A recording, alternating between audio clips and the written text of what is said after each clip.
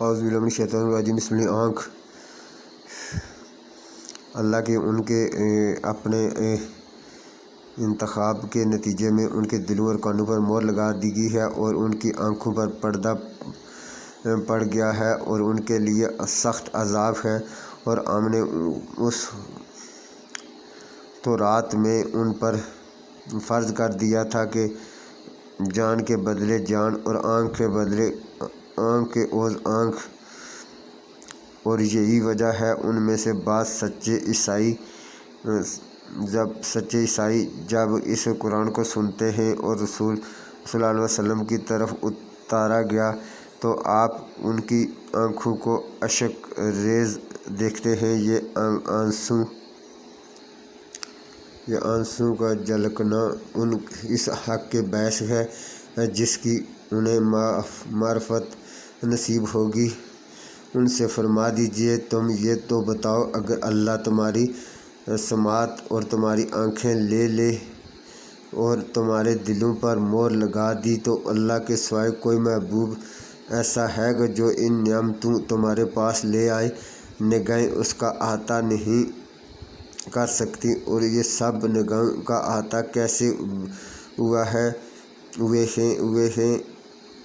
ہے اور وہ بڑا باریک بین و بڑا باخبر ہے۔ اور ہم نے ان کے دلوں اور ان کی آنکھوں کو ان کی اپنی بددیانتی کے باعث قبول حق سے اس طرح پھیر دیں گے کہ جس طرح وہ اس نبی پر پہلی بار ایمان نہیں لائے، اور سو وہ نشانیاں دیکھ کر بھی ایمان نہیں لائیں گے۔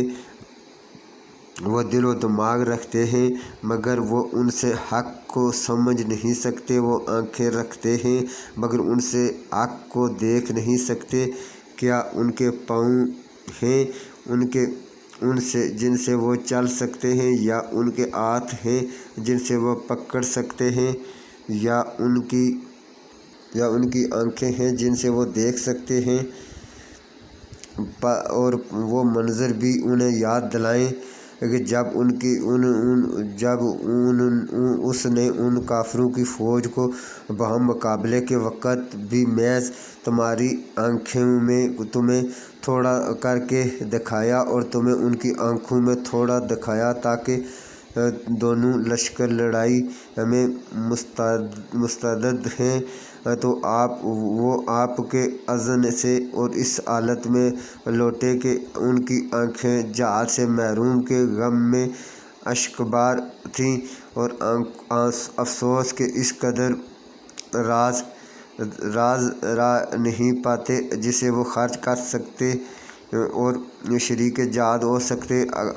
آپ ان سے فرما دیجئے کہ تمہیں آسمان اور زمین یعنی کہ اوپر اور نیچے سے رزق کون دیتا ہے، یا تمہارے کان اور آنکھیں یعنی کہ سماعت و بصارت کا مالک کون ہے؟ یعقوب علیہ السلام اور ان سے منہ پھیر لیا اور کہا اے افسوس یوسف علیہ السلام کی جدائی پر، اور ان آنکھوں کی غم سے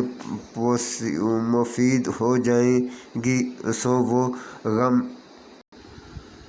غم کو ضبط کیے ہوئے تھے، اور اللہ نے تمہیں تمہاری ماؤں کے پیٹ سے اس حالت میں باہر نکالا کہ تم کچھ نہ جانتے تھے،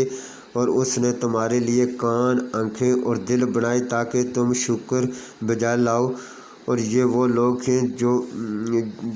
لوگ ہیں